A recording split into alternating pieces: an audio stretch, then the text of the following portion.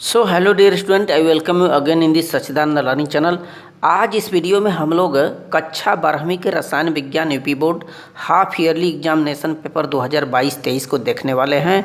और यह पेपर बहुत ही महत्वपूर्ण पेपर है और निश्चित तौर पर इस पेपर में जो क्वेश्चन दिए गए हैं इसको हमने देखा है और ऐसे ही क्वेश्चन आपके आगामी यूपी बोर्ड एग्जामिनेशन 2023 में आ सकते हैं। तो इस रसायन विज्ञान के इस क्वेश्चन को आप भली भांति अवगत हों, देखें इसको, चूँकि बहुत ही इंपॉर्टेंट क्वेश्चन है। पूरे क्वेश्चन को हम सॉल्व करा कर आपको दिखाएंगे। तो पहला क्वेश्चन यहाँ पर ये बहुविकल्पी क्वेश्चन होते हैं।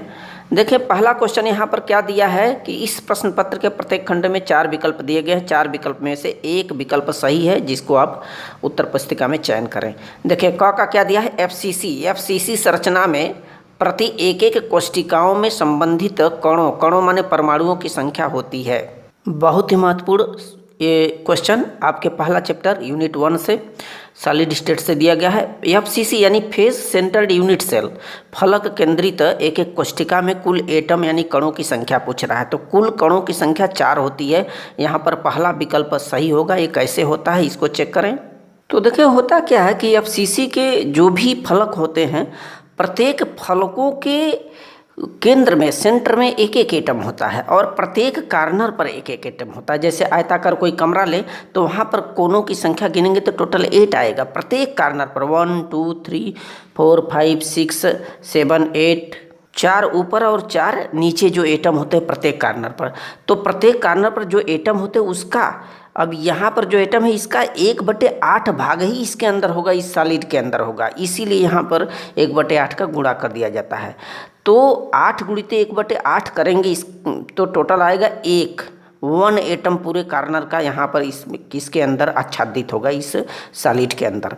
और दूसरा क्या होता है कि जो 6 फलकें होती हैं, 6 फलकों का आधा भाग जो होता है इस सॉलिड स्टेट के अंदर होता था। तो यहाँ पर गुणा करेंगे 6 गुणित 1/2 तो 3 आएगा, टोटल जोड़ेंगे तो 4 आइटम आएगा यहाँ पे। तो इसमें पहला विकल्प आपका राइट हो जाएगा। क्वेश्चन नंबर दूसरा, पहले का ख देखें।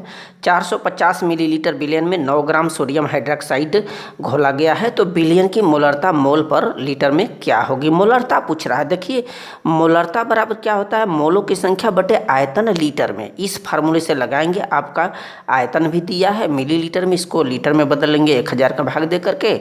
और जो NaOH है सोडियम हाइड्रोक्साइड, इसकी जो मात्रा है W है 9 ग्राम है। सोडियम हाइड्रोक्साइड का मोलर मास, मोलर द्रव्यमान हम लोग निकालते हैं। तो 1000 का भाग दे करके 450 में इसको लीटर में बदल लीजिएगा मिलीलीटर से। और W जो मात्रा है 9 ग्राम दिया है। मोलर मास सोडियम हाइड्रोक्साइड का, सोडियम का परमाणु क्रमांक 23 होता है, ऑक्सीजन का 16 जोड़ा गया है, प्लस हाइड्रोजन का एक, टोटल 40 होगा। मोलरता बराबर मोलों की संख्या N बटे आयतन लीटर में होता है, करेक्ट। और N बराबर क्या होता है, W/M। W क्या है, उसकी पदार्थ की मात्रा है NaOH की, और M क्या है, मोलर मास है, मोलर द्रव्यमान जो 40 निकाला गया। बस इसका मान इसमें हम लोग रख करके इसको कैलकुलेट कर लेते हैं। 0.5 मोलर इसकी मोलरता आएगी, अर्थात इसमें सेकेंड वाला विकल्प आपका राइट होगा। क्वेश्चन नंबर ग का देखें, पहले का ग, शून्य वर्ग के तत्वों का इलेक्ट्रॉनिक विन्यास क्या होगा? 4 विकल्प दिया गया है।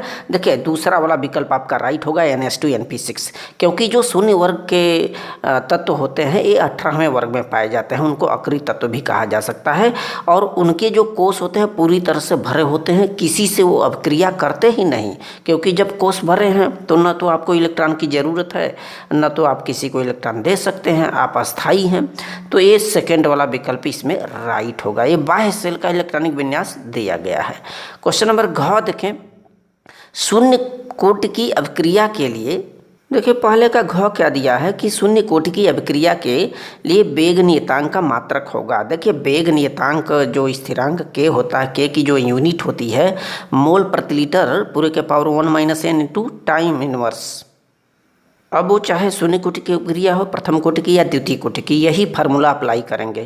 के की यूनिट क्या होगी, मोल पर लीटर पूरे के power 1 - n into time inverse, यानी टाइम के घाते -1। अब इसमें हम जनरली n की वैल्यू रख देते, चूँकि शून्य कोटि की अभिक्रिया है तो इसका ऑर्डर जो होगा 0 यहाँ पर रख देंगे।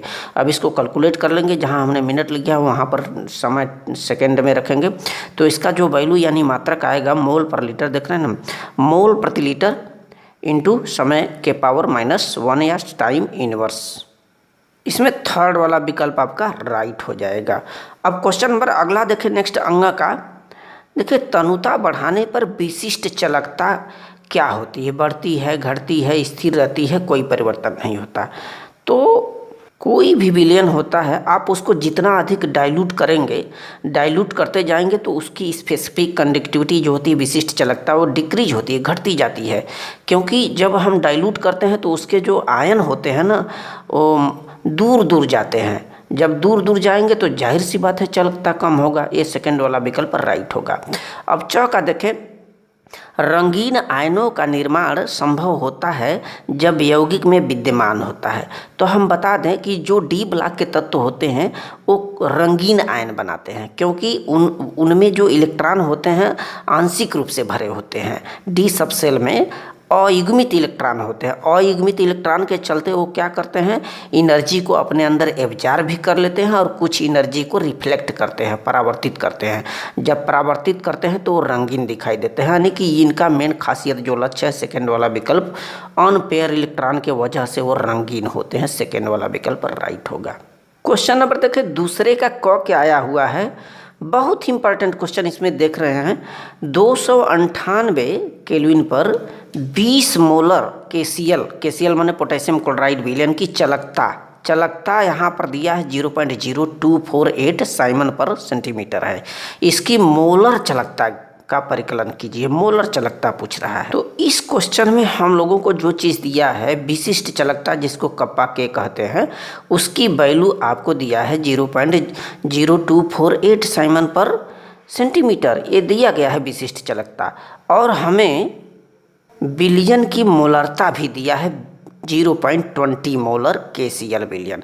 अब जो फार्मूला होता है विलयन की मोलर चालकता का, λm = K कप्पा गुणित 1000/m, इस सूत्र को याद रखिएगा, बहुत इंपॉर्टेंट है।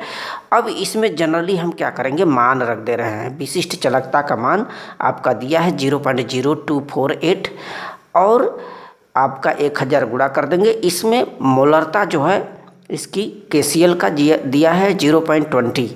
अब इसको कैलकुलेट कर लेंगे। 0 को हटाने के लिए यहाँ पर दशमलव को हटाने के लिए ऊपर नीचे 100 का गुणा करेंगे 0.20 को। तो अब इसको आप सॉल्व करेंगे तो 124 साइमन सेंटीमीटर स्क्वायर पर मोल आएगा इसका आंसर। दूसरे का ख दिया है। देखिए, हार्डी सुलजे नियम क्या है, उदाहरण सहित इसको स्पष्ट करना है, बहुत इंपॉर्टेंट है। देखिए, हार्डी सुलजे का नियम क्या है। इस नियम के अनुसार क्या होता है कि विपरीत आवेशित आयन की संयोजकता जितना अधिक होती है, कोलाइडी विलयन की स्कंदन क्षमता उतना ही अधिक होता है। मतलब क्या है कि कोई जब हम कोलाइडी विलयन लेते हैं तो उस कोलाइडी विलयन का जो आयन होता है और उसमें जब हम कोई वैद्युत अपघट्य मिलाएंगे तो कोलाइडी विलयनों के आयनों के विपरीत आवेश होना चाहिए उसका, जो मिलाया गया हमारा वैद्युत अपघट्य, ताकि वह जो विलयन होता है जल्दी से स्कंदित हो जाए। तो हार्डी सुलजे का नियम क्या कहता है कि जब कोई भी कोलाइडी विलयन होता है और मान लीजिए यह कोलाइडी विलयन हमारा नेगेटिव है, यहाँ पर 3 नेगेटिव है, तो इसमें हम जो वैद्युत अपघट्य मिलाएंगे, जो इलेक्ट्रोलाइटिक पदार्थ मिलाएंगे, जैसे मान लीजिए हमें एल्युमिनियम मिलाना है तो एल्युमिनियम 3 पॉजिटिव वाला ही मिलाना पड़ेगा। तो यही हार्डी सुलजे नियम कहता है कि जितना आपका नेगेटिव चार्ज वाला कोलाइडी विलयन है, जस्ट उसके विपरीत हमें वैद्युत अपघट्य पॉजिटिव चार्ज वाला, उतना ही पॉजिटिव चार्ज वाला इसमें वैद्युत अपघट्य मिलाना है, ताकि इसका क्या हो, स्कंदन हो इस विलयन का। यही हार्डी सुलजे का नियम है। क्वेश्चन नंबर दूसरे का ग देखें क्या दिया गया है। यहाँ पे ये दिया है लिगेंड क्या है, उदाहरण दीजिए। देखिए, बहुत इंपॉर्टेंट क्वेश्चन है, आपके कोऑर्डिनेशन कंपाउंड चैप्टर से है, आपका उपसंयोजन यौगिक जो लास्ट चैप्टर है फर्स्ट बुक का। लिगेंड, यहाँ पर कोई भी केंद्रीय धातु होता है, उस केंद्रीय धातु से जुड़े हुए जो परमाणु हैं, उदासीन परमाणु, अणु, आयन, उन्हीं को लिगेंड कहा जाता है। जैसे यहाँ देखिए, tetra amine copper second chloride का हमने एक एग्जाम्पल दिया है। तो जो सेंटर एटम है, केंद्रीय परमाणु, इसमें क्या है, कॉपर है, बीच वाला एटम कॉपर। अब कॉपर से कितने एमीन जुड़े हैं, अमोनिया परमाणु जुड़े हुए हैं 4। यहाँ पर देख रहे हैं ना 4, यहाँ पर टच है 1 2 3 4। तो ये जो केंद्रीय धातु से डायरेक्टली में जो एटम या उदासीन परमाणु अटैच हैं, उन्हीं को हम क्या बोलते हैं, क्या है, हमारे लिगेंड होते हैं। बाद में यहाँ पर क्लोरीन दर्शाया गया है। अब क्वेश्चन नंबर दूसरे का घ वाला देखें क्या दिया है। अब क्रिया की कोटि से क्या तात्पर्य है, बहुत ही महत्वपूर्ण क्वेश्चन है। देखिए किसी भी रासायनिक अभिक्रिया का जो सांद्रता है उसके सांद्रता के घातांकों के योगफल को अभिक्रिया की आर्डर या अभिक्रिया की कोटि कहा जाता है। जैसे यहाँ पे अभिक्रिया आप देख रहे हैं A+B कन्वर्ट इनटू C+D में जा रहा है, ये अभिकारक है, आपका प्रोडक्ट बन रहा है। तो जो अभिक्रिया का जो वेग है, रेट है, ये क्या होता है, इसमें भाग लेने वाले अभिकारी जो पदार्थ होते हैं A और B, इनकी सांद्रता के घातों के प्रोपोर्शनल होते हैं, समानुपाती होते हैं। तो यहाँ पे जो इनका घात है P, इसका घात मान लिया, इसका घात Q है A और B का, तो इन घातांकों का जो एक फल है N P+Q, इसी को हम लोग क्या बोलते हैं, अभिक्रिया की कोटि या आर्डर कहते हैं। क्वेश्चन नंबर तीसरे का यहाँ पर देखें, संक्षिप्त टिप्पणी लिखना है क वाला। देखें पहले टिंडल प्रभाव और नर्स्ट इक्वेशन, बहुत ही इंपॉर्टेंट क्वेश्चन है। टिंडल प्रभाव क्या है, ये वैज्ञानिक टिंडल ने इसको देखा था। क्या हुआ था कि जब प्रकाश किरणों को किसी कोलाइडी विलयन में गुजारा गया तो प्रकाश का मार्ग शंकु की तरह चमकता हुआ दिखाई दिया।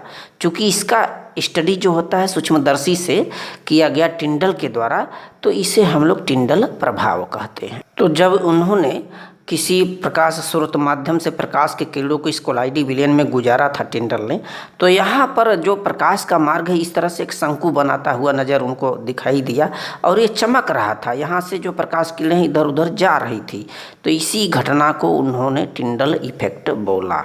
अब क्वेश्चन नंबर तीसरे का सेकंड देखें आया है, नर्स्ट इक्वेशन बताना है। तो उस वैज्ञानिक का नाम देखें नर्स्ट था, जिन्होंने इलेक्ट्रोड विभव E और मानक इलेक्ट्रोड विभव E0 के विभवों के बीच उन्होंने संबंध का एक इक्वेशन दिया, एक रासायनिक समीकरण दिया। उसी रासायनिक समीकरण को उन्होंने क्या बोला, नर्स्ट इक्वेशन बोला। देख लीजिए इसको। तो उन्होंने जो इक्वेशन दिया था E बराबर E0 minus 2.303 RT/NF into log P/R। E को बोलते थे इलेक्ट्रोड विभव, E0 क्या है, मानक इलेक्ट्रोड विभव, और यहाँ पे R गैस नियतांक है और T को तापमान बोलते हैं, जिसकी वैल्यू 298 केल्विन होती है या 25 सेल्सियस। और log P क्या है, P प्रोडक्ट है, R क्या है, रिएक्टेंट है। अब इसमें F क्या होता है, फैराडे होता है, और N इलेक्ट्रॉन के मोलों की संख्या होती है, इलेक्ट्रॉन नंबर ऑफ इलेक्ट्रॉन्स होते हैं। इन सब की जो वैल्यू आप इस सूत्र में रखेंगे, R का, T का, N का, F का, P, तो यहाँ पे एक फार्मूला जनरेट हो जाएगा। रख करके कैलकुलेट करेंगे तो E बराबर E0 minus 0.059/N into log P/R। इसी इक्वेशन को उन्होंने नर्स्ट इक्वेशन बोला। प्रश्न संख्या तीसरा का देखिए ख वाला क्वेश्चन क्या आया हुआ है, कोलराउस के नियम को बताना है। यहाँ पर कोलराउस का क्या नियम है, तो देखिए कोलराउस ने उन्होंने जो नियम दिया था, उनके नियम के अनुसार अनंत तनुता पर किसी भी वैद्युत अपघट्य की मोलर चालकता उस विद्युत अपघट्य के धनायन और ऋणायन के मोलर आयनिक चालकताओं के योग के बराबर होता है। जैसे यहाँ पर उन्होंने वैद्युत अपघट्य NaCl लिया, सोडियम क्लोराइड, तो क्या बोला कि सोडियम क्लोराइड का जो मोलर चालकता है λm, अनंत तनुता पर, इन्फिनाइट सोल्यूशन पर लिया गया है, इन्फिनाइट डाइल्यूशन पर, अनंत तनुता पर सोडियम क्लोराइड का जो मोलर चालकता है, इसके आयनों के, यानी कि सोडियम आयन हो गया, दूसरा क्लोराइड आयन हो गया, इसके धनायन हो गया ये सोडियम आयन, और क्लोराइड आयन ऋणायन हो गया। तो धनायन और ऋणायनों की मोलर आयनिक चालकताओं के योग के क्या होता है, बराबर होता है इस वैद्युत अपघट्य की चालकता। यही आपका कोलराउस का नियम है। इसी प्रकार से HCl कर लेंगे तो H की मोलर चालकता प्लस Cl की मोलर चालकता। प्रश्न संख्या तीसरे का देखें ग वाला क्या दिया, IPSC नाम बहुत ही इंपॉर्टेंट है, आपके बोर्ड एग्जाम में कोई ना कोई आता है, IPSC नाम 2 आएगा। यहाँ पे देखिए, यहाँ पर पहला वाला क्या दिया है, K3, फिर कोष्टक में आयरन, यहाँ पर ऑक्जेलेट पूरे का होल थ्राइस लिखा गया है, और दूसरा वाला दिया आयरन, यहाँ पर H2O है, पूरे का 6 लगा है, अब बाहर लिखा है Cl3। तो देखें इस प्रकार के यौगिक में सबसे पहले धनायन का नामनक्लेचर किया जाता है, इसके बाद ऋणायन का। अब धनायन का नामनक्लेचर, अब कैसे पता चलेगा कौन धनायन है कौन ऋणायन, यहाँ पर आप जानते हैं कि जो पोटेशियम होता है वो धनायन होता है। तो यदि पोटेशियम धनायन हो गया तो कोष्ठक के अंदर के सारे जो तत्व होते हैं ऋणायन हो गए, सारे परमाणु, ठीक है।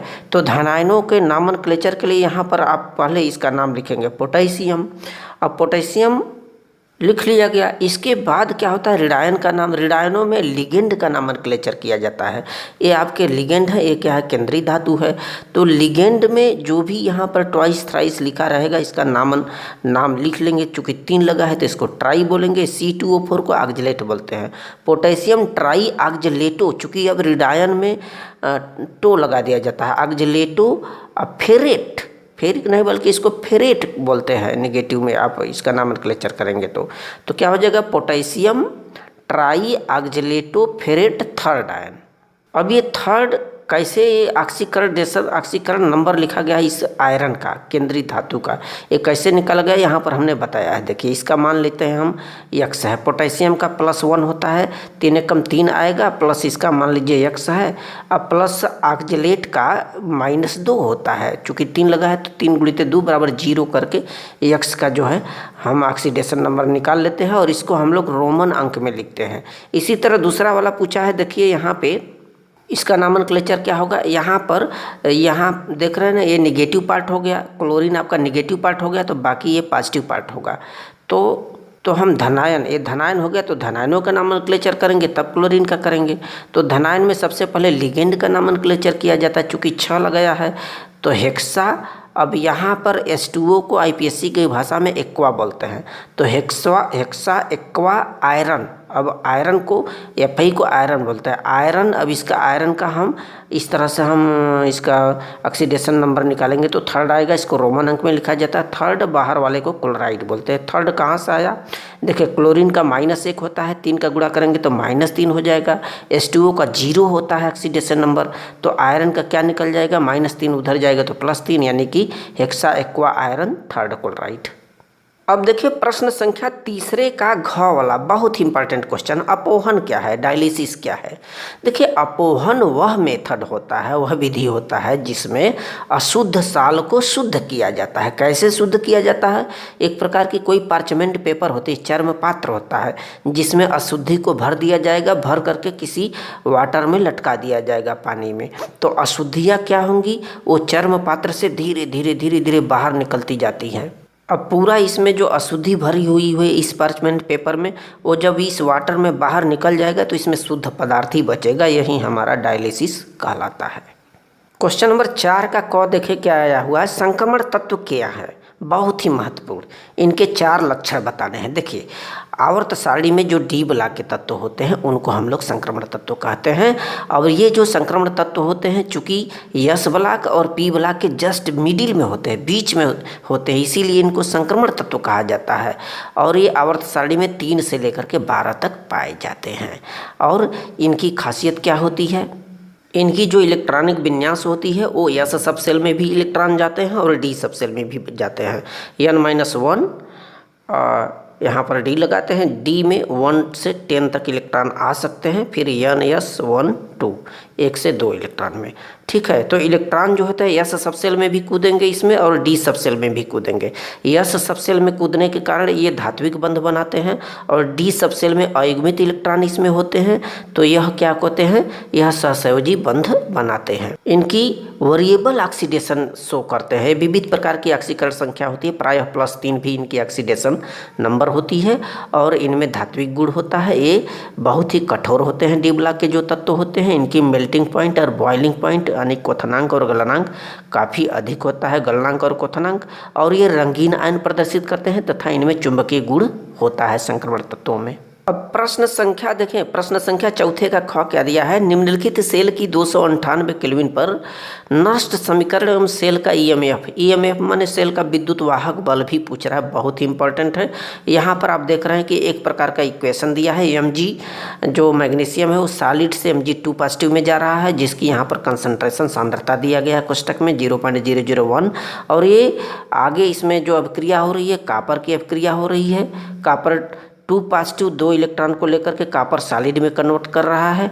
और यहाँ पे मैग्नीशियम की इलेक्ट्रॉनिक बोल्ट मानक इलेक्ट्रोड विभव दिया है, यहाँ पर कापर का भी इलेक्ट्रोड बोल्ट दिया है मानक इलेक्ट्रोड विभव। तो इसमें क्या पूछ रहा है, ईएमएफ सेल का विद्युत वाहक बल और नष्ट इक्वेशन कैसे सॉल्व करेंगे, आइए इसको हम लोग चेक करते हैं। बहुत ही महत्वपूर्ण क्वेश्चन है, कई बार यूपी बोर्ड एग्जाम में आ चुका है। यहाँ पर हम क्या करेंगे, दो समीकरण में इसको तोड़ दे रहे हैं। देखिए यहाँ पर ये जो दिया गया वैल्यू है, यहाँ पे Mg सॉलिड स्टेट, ये कन्वर्ट हो रहा है Mg2 पॉजिटिव आयन में, और कॉपर 2 पॉजिटिव आयन 2 इलेक्ट्रॉन लेकर के कॉपर सॉलिड में कन्वर्ट हो रहा है। इनकी कंसंट्रेशन यहाँ पर सांद्रता दिया गया है कोष्टक में। अब Mg जो है 2 इलेक्ट्रॉन को त्याग करके Mg2 पॉजिटिव यानी ऑक्सीडेशन स्टेट, ऑक्सीडेशन समीकरण शो कर रहा है। ऑक्सीकरण अभिक्रिया हमेशा एनोड पर होती है, और कॉपर 2 पॉजिटिव आयन यहाँ पर है, 2 इलेक्ट्रॉन को लेकर के कॉपर सॉलिड में कन्वर्ट होगा, और यह रिडक्शन अभिक्रिया शो करती है, करेक्ट, जो कि कैथोड पर होती है।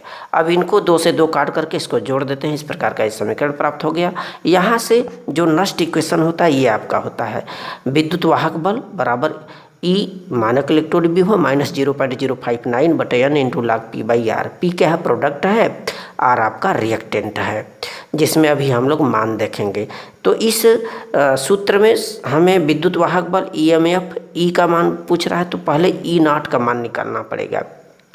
तो मानक इलेक्ट्रोड विभव E0 बराबर क्या होता है, E right minus E left, यानी कि कैथोड के मानक इलेक्ट्रोड विभव माइनस इलेक्ट्रोड के। तो कैथोड का जो मानक इलेक्ट्रोड विभव है ये आपके पेपर में दिया गया है, यहाँ पे 0.34 है, और एनोड का क्या होता है माइनस 2.36। इसमें रख करके सॉल्व करेंगे 2.17 वोल्ट आएगा। अब इसको जब सॉल्व कर रहे हैं तो मानक इलेक्ट्रोड विभव की वैल्यू E0 निकल आया। अब हमें क्या करना है, सेल का विद्युत वाहक बल इससे निकाल लेंगे, इस फार्मूले से।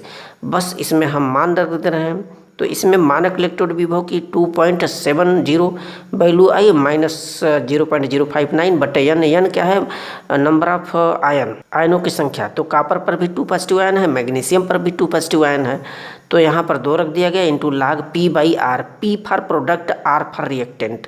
देखिए यहाँ पे प्रोडक्ट की जो सांद्रता है इधर वाला 0.001 है, ये रिएक्टेंट की है, तो वही वैल्यू यहाँ पर रखा गया log P/R, यानी कि इसको जब log में आप चेंज करेंगे घात के रूप में, तो क्या होगा 10 की घाते -3 हो जाएगा, 10 की घाते -4 ऊपर जाएगा तो पॉजिटिव हो जाएगा, यानी कि काटेंगे तो log 10 आएगा, इसमें से घटाएंगे तो -3 को +4 में से, और log 10 का मान 1 होता है। पूरी वैल्यू आप कैलकुलेट करेंगे 2.67 वोल्ट इसका आंसर आएगा।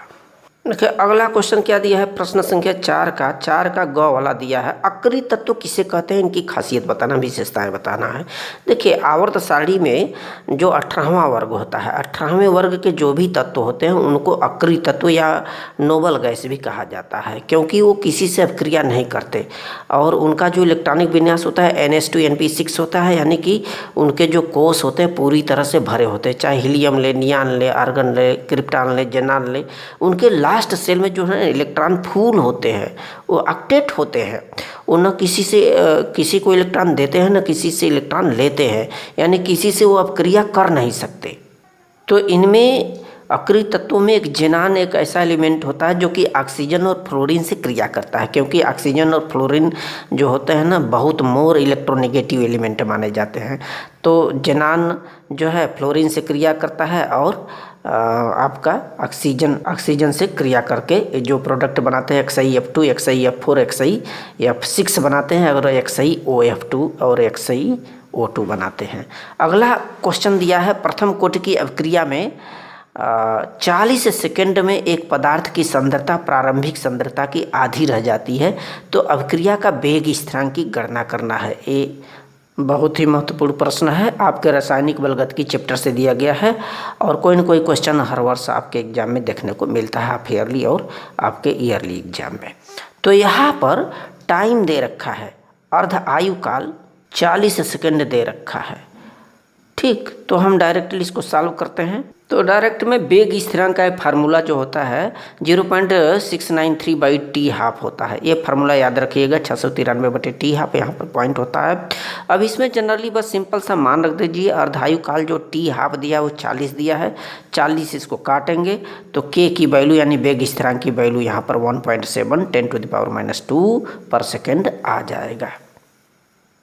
अब क्वेश्चन नंबर 5वां का क देखें क्या आया हुआ है, निम्नलिखित पर टिप्पणी लिखिए। पहला दिया है उलटज फीटिंग अभिक्रिया। उलटज फीटिंग अभिक्रिया क्या होती है, आपके सेकंड पार्ट बुक से है। उसमें क्या होता है कि जब एक हैलोएरिन और एक हैलोएल्कीन की अभिक्रिया सोडियम धातु के साथ कराई जाती है, हैलोएरिन यानी कि आप क्लोरोबेंजीन ले लीजिए।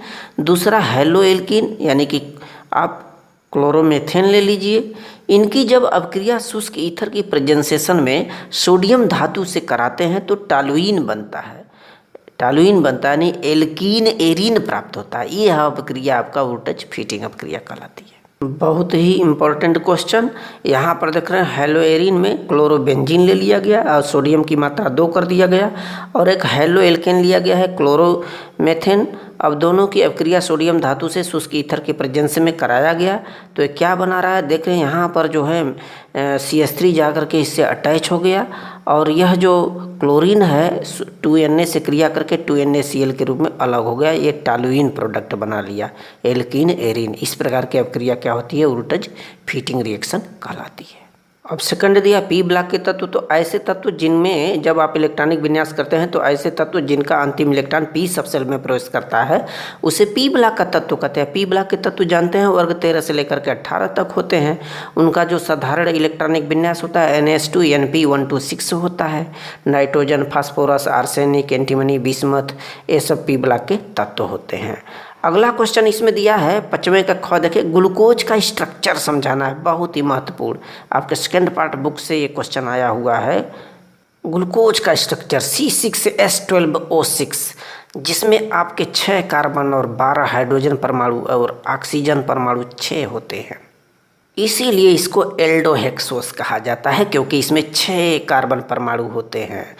और एल्डिहाइड भी होता है। एल्डिहाइड यानी CHO ग्रुप यहाँ पर देखिए अटैच है। यहाँ पे कई कार्बन हो गए, 1 2 3 4 5 6 इस तरह से जुड़े हुए हैं, और यहाँ पर इनका क्रम देख लीजिए CHOH।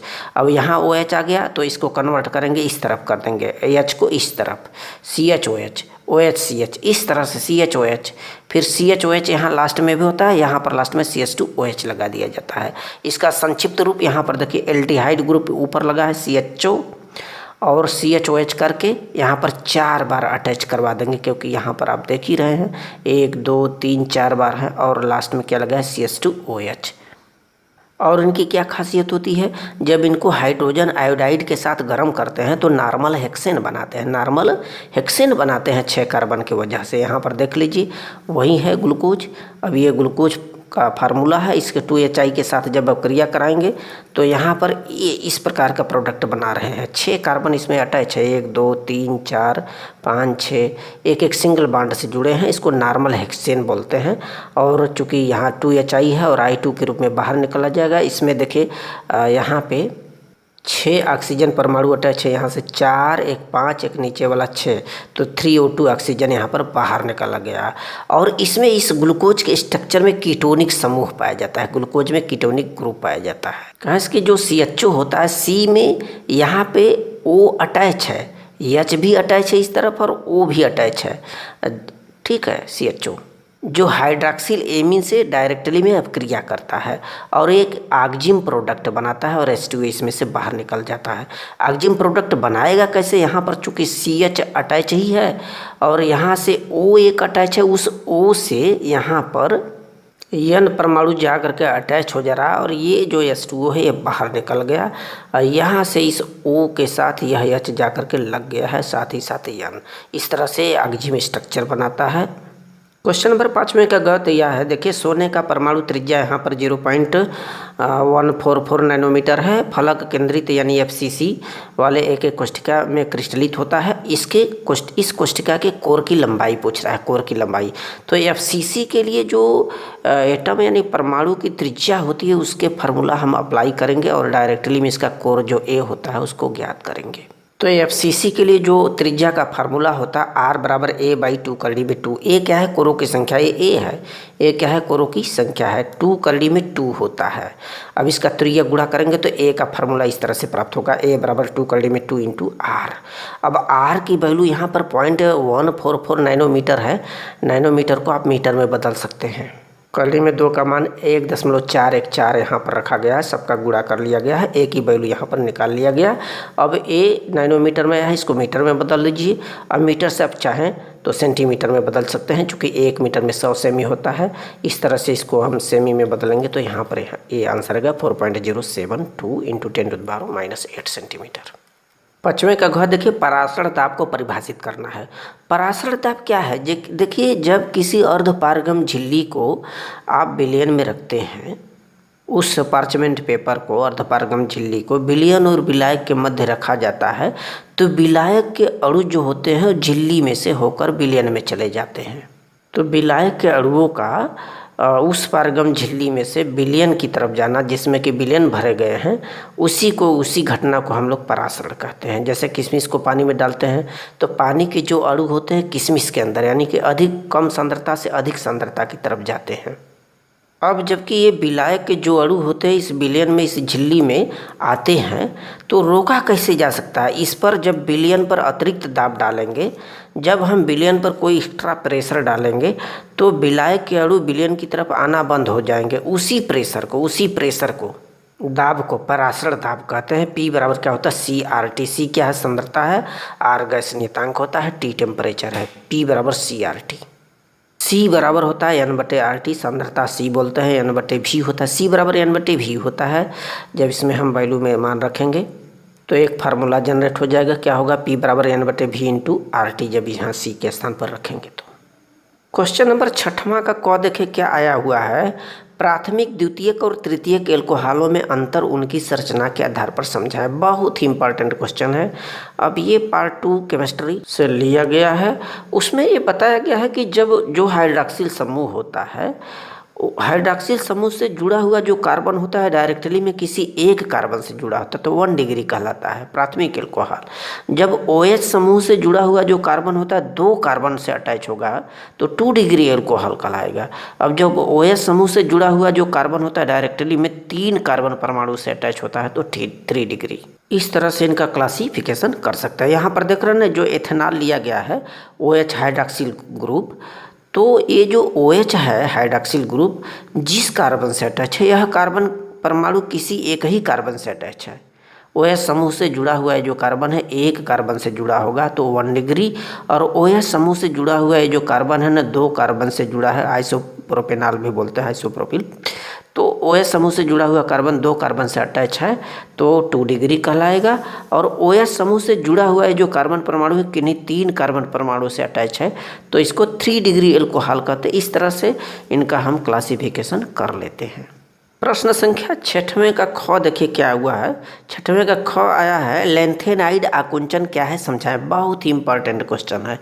क्या है कि जो लेंथेनाइड तत्व होते हैं, खास करके D और F ब्लॉक के तत्व, उनमें लेंथेनाइड संकुचन या कंट्रक्शन पाया जाता है।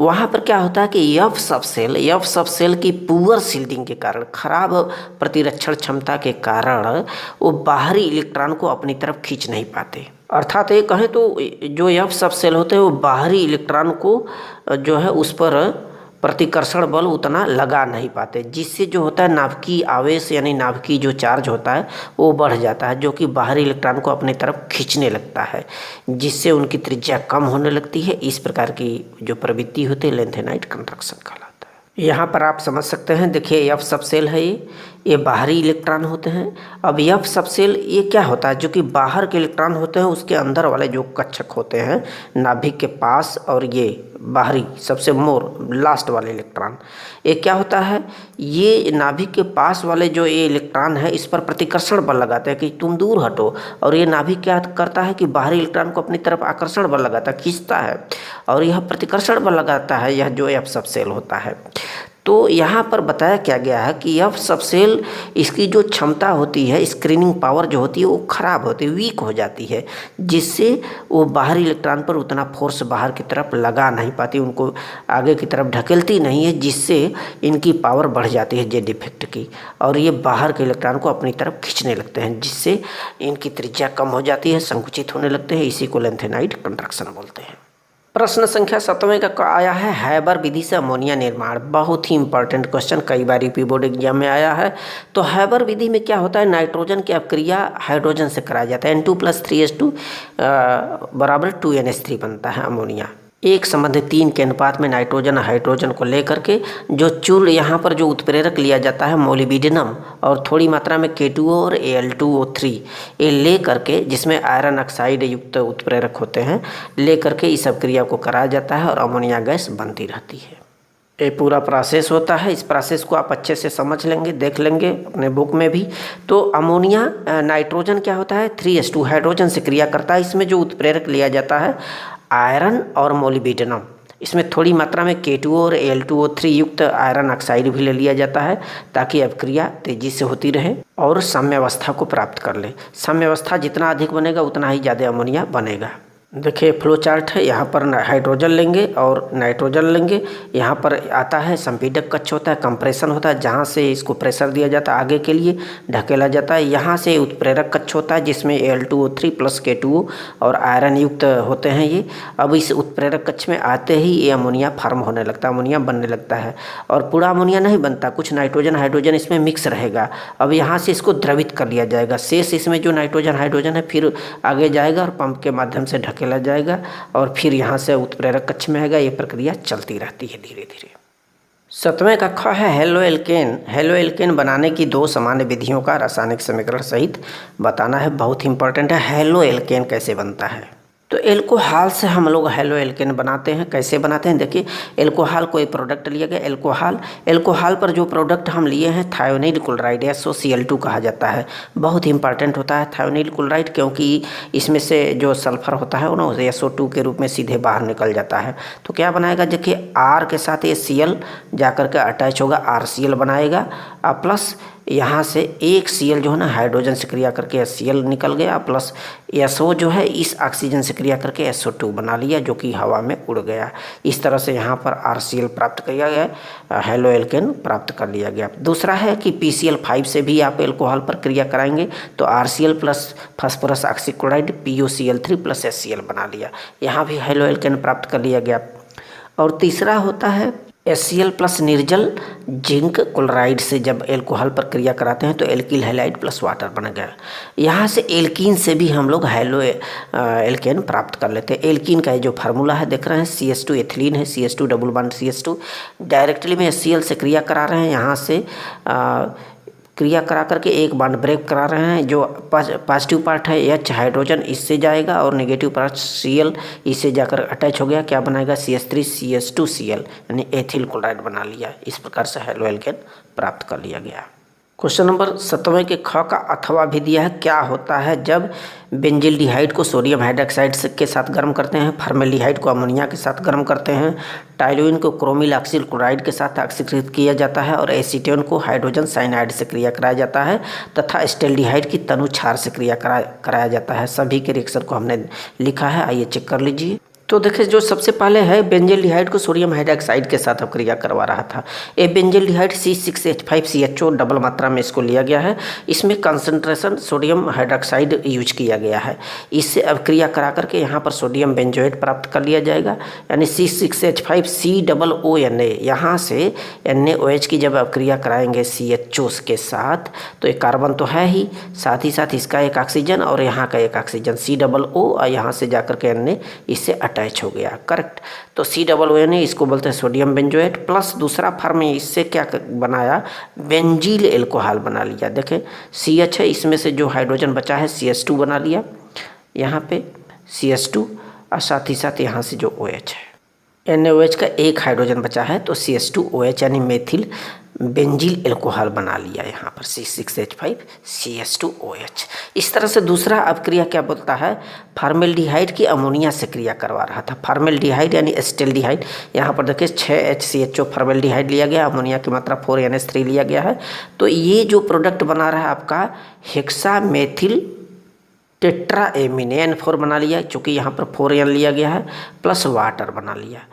अगला क्वेश्चन दिया है कि इसमें टॉलुइन की क्रोमिल ऑक्सिल क्लोराइड से ऑक्सीडेशन होता है। ये टॉलुइन है 6H5CH3। टॉलुइन पर जब क्रोमिल ऑक्सी क्लोराइड के ऊपर जेंसेशन में ऑक्सीडेशन कराते हैं तो ये प्रोडक्ट बनाता है बेंजिल्डिहाइड C6H5CHO प्लस वाटर बना लेगा।